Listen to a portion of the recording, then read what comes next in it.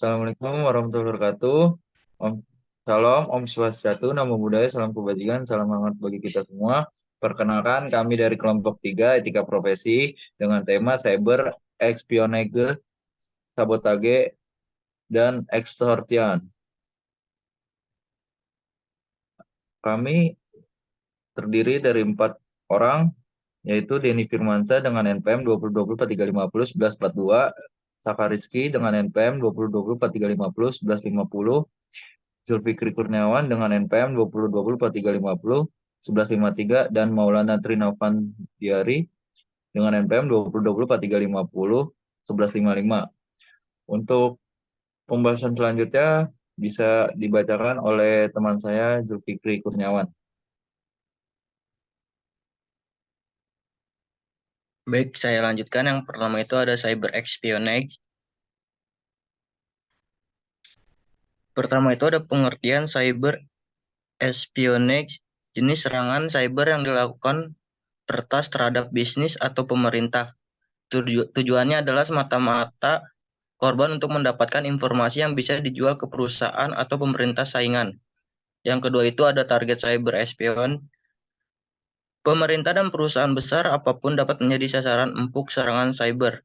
Beberapa negara yang sering dijadikan target adalah Amerika Serikat, Korea Selatan, Jepang, Rusia, Cina, dan UK. Sementara itu, berdasarkan dari data US Department of Homeland Security, negara-negara paling siap menghadapi serangan cyber termasuk namun tidak terbatas pada Amerika Serikat, Kanada, Brazil, dan Jerman. Yang kedua itu ada metode. Yang pertama, malware menggunakan perangkat lunak berbahaya seperti virus, trojan, dan spyware untuk menyusup ke sistem dan mengumpulkan informasi. Yang kedua itu ada phishing. Teknik penipuan sering melibatkan surel atau situs web palsu untuk menipu individu agar mengungkapkan informasi sensitif. Yang ketiga ada ancaman persisten lanjutan. Serangan cyber jangka panjang dan terarah yang bertujuan untuk mempertahankan akses yang tidak sah ke suatu sistem atau jaringan.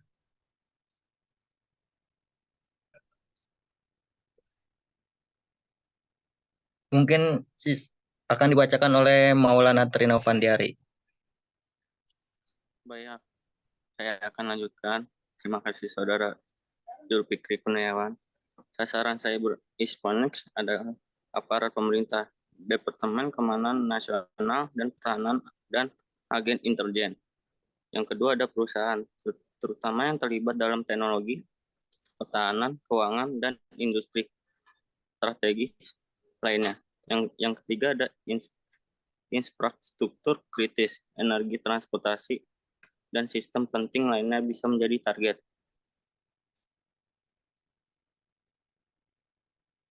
Selanjutnya ada tindakan penjagaan. 1. Firewall dan perangkat lunak antivirus. Menerapkan langkah-langkah keamanan cyber yang kuat untuk mencegah akses yang tidak sah. Yang kedua ada enkripsi. Melindungi data sensitif dengan mengkodekan sedemikian rupa sehingga hanya pihak yang berwenang yang dapat mengaksesnya. 3. Rencana respon kejadian. Mengembangkan strategi untuk mendeteksi, merespon, dan pulih dari insiden mata-mata cyber.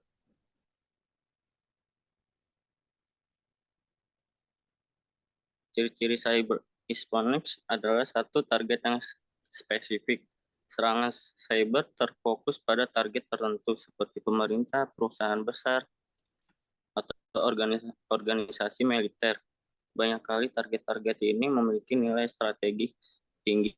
Yang kedua, pemanfaatan malware canggih. Penggunaan malware yang canggih dan sulit dideteksi seperti unspent persistent threats sering kali dirancang untuk tetap tersembunyi di jaringan target selama periode waktu yang panjang.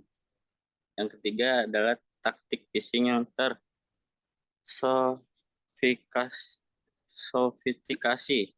Serangan phishing yang lebih canggih yang mungkin menyertakan teknik manipulasi sosial yang lebih canggih atau penipuan yang sulit dideteksi. Lanjut. Untuk selanjutnya akan dibacakan oleh Denny Firmansyah. Baik, selanjutnya akan saya bacakan dari teman saya Maulana Trinovendiari. Yang berikutnya ada sabotase, tindakan perusahaan yang dilakukan secara terencana, disengaja dan tersembunyi terhadap peralatan, personel, dan aktivitas dari bidang sasaran yang ingin dihancurkan yang berada di tengah-tengah masyarakat. Kehancuran harus menimbulkan efek psikologis yang besar. Dan berikutnya ada tujuan sabotase, menghentikan atau menghambat aktivitas atau fungsi normal dari target. Ini bisa mencakup menghancurkan peralatan, merusak sistem, atau mematikan layanan. Dan berikutnya ada keuntungan ada sabotage. Pihak yang melakukan sabotase biasanya melakukan untuk memperoleh keuntungan atau keunggulan tertentu, seperti mendapatkan keuntungan militer, politik, atau ekonomi. Dan berikutnya ini ada contoh-contoh sabotase cyber. Yang pertama ada serangan pada sistem kontrol industri, merusak atau mengganggu sistem kontrol industri yang mengelola proses manufaktur dan infrastruktur kritis. Dan berikutnya serangan malware, pencemar atau yang disebut destructive malware. Penyusupan malware yang dirancang untuk merusak atau menghapus data. Yang selanjutnya ada serangan ransomware dengan tujuan merusak. Ransomware yang tidak hanya mengenkripsi data atau tetapi juga memiliki elemen penghancuran atau ancaman terhadap data. Dan berikutnya ada macam-macam sabotase. Yang pertama yaitu sabotase fisik atau yang disebut penghancuran properti, meliputi merusak atau menghancur fasilitas fisik, peralatan, atau infrastruktur. Dan yang kedua ada sabotase industri, yang dimana pencurian data atau informasi rahasia, mengambil atau merusak data atau informasi yang memiliki nilai strategis. Dan yang ketiga ada sabotase lingkungan, yaitu pencemaran lingkungan, merusak lingkungan alam, air, atau udara dengan tujuan merugikan atau memberikan pesan politik. Dan yang ketiga ada extortion yang akan dibacakan oleh Sakariski. Sakariski, dipersilakan. Ya baik, saya akan lanjutkan dari Saudara Denny Firmansyah. Untuk yang ketiga ada extorti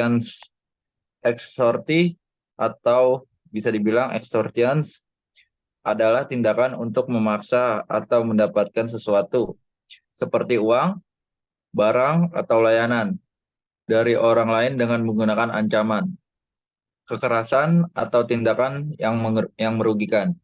Ini merupakan tindakan yang melibatkan unsur pemaksaan atau pengancaman untuk memaksa pihak yang menjadi korban agar memenuhi tuntutan pelaku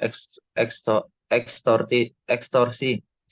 Umumnya, ekstorsi dilakukan dengan tujuan memperoleh keuntungan finansial atau keuntungan lainnya dari korban. Di sini ada ciri-ciri extortion. Satu, ada ancaman atau kekerasan.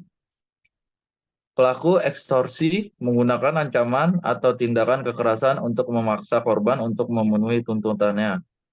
Kedua, ada permintaan untuk pembayaran atau layanan. Pelaku ekstorsi biasanya menuntut pembayaran uang atau layanan tertentu dari korban sebagai imbalan agar menghentikan ancaman atau tindakan yang merugikan. Di sini juga ada contoh-contoh extortion. Satu, ransomware attacks. Serangan cyber di mana pelaku mengenkripsikan data korban dan meminta pembayaran tebusan untuk pengembalian akses ke data tersebut. Kedua, ada ancaman penganiayaan. Ancaman untuk menyakiti fisik atau merugikan secara fisik seseorang atau propertinya jika tuntutan pelaku ekstorsi tidak dipenuhi. Yang ketiga, pembayaran perlindungan atau protection money.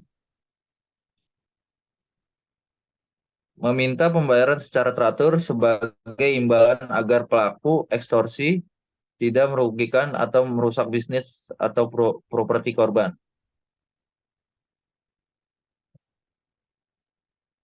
Baik, di sini ada mungkin kesimpulannya, ekstorsi merupakan tindakan kriminal yang serius dan dapat dikenakan hukuman yang berat. Hukum di berbagai negara biasanya mengatur ekstorsi dan memberikan sanksi hukum terhadap pelakunya. Upaya pencegahan melibatkan keamanan fisik dan cyber, serta bekerja sama dengan pihak berwenang untuk mengidentifikasi dan menangani kasus ekstorsi.